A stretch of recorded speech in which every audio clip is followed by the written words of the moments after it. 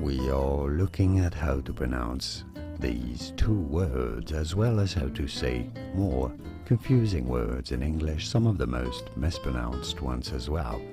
So make sure to stay tuned for this. How do you pronounce those? The one at the top is for female, gender, obviously.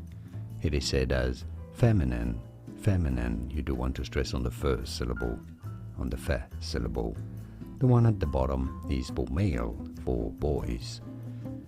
For masculine, gender, masculine, masculine gender, feminine versus masculine. And now you know. More videos here on how to pronounce more interesting words and names whose pronunciations aren't always obvious. Do you know how to pronounce those? You will after watching this. Improve your vocabulary there. Thanks for watching. I will see you there to learn more.